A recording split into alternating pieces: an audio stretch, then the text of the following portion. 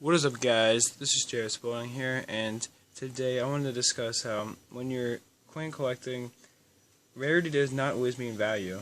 And this might be kind of a big surprise because you might think, well, obviously if a coin's rare, it's going to be more valuable. However, rarity, just because something's rare doesn't mean there's going to be a high demand. A great example of this is if you were to produce coins yourself, they wouldn't be valuable because there's no demand for them. And that's what you really need. You just need to have a high demand. A good example of this is the fact that something like, let me pull out the coin for you guys real fast. Something like this American Silver Eagle. Just 2016 of these were produced, and yet the coin's not super expensive because, I mean, for one, obviously there's nothing distinguishing it from other American Silver Eagles that are minted, 80 million plus a year, other than the fact that it has this PCGS holder. There's nothing on the coin that's distinguishing it. So really, even though it's much rarer than other American Silver Eagles, it's still not super valuable.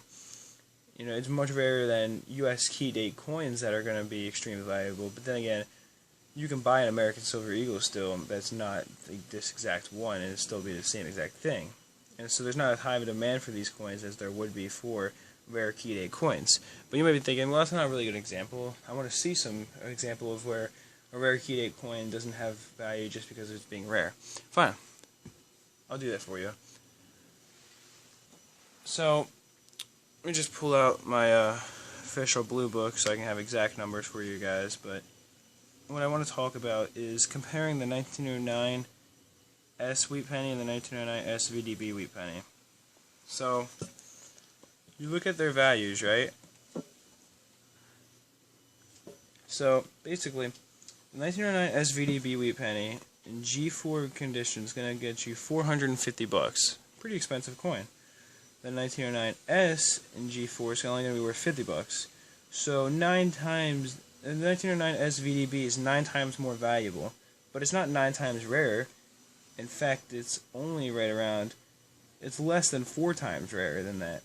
So even though the rarity is not insanely more rare, you'd think it had to be like 20 times more rare just to be 10 times more valuable, but it's only really less than 4 times more rare. For every 1909 SVDB wheat penny that's in, it's being sold, there's probably 3.7 1909 S wheat pennies. So why is it 9 times more valuable then? Well, that's simply because of the fact that it has a much higher demand. The 1909S is a semi-key. 1909 SVDB is a key. That's a huge difference between a semi-key date and a key date.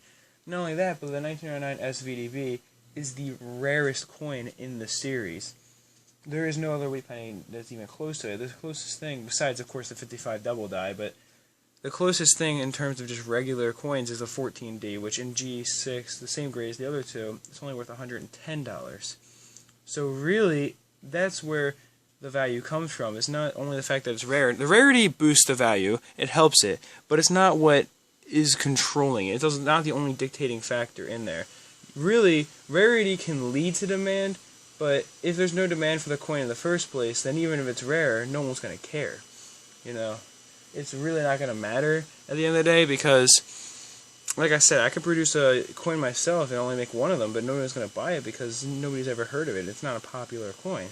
U.S. coins, however, are very popular to collect, but certain series are more popular than others, and therefore certain series might have key dates that have higher mintages but are still more expensive.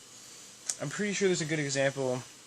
There's many good examples in here, but I'm pretty sure there's a good one with nickels as well.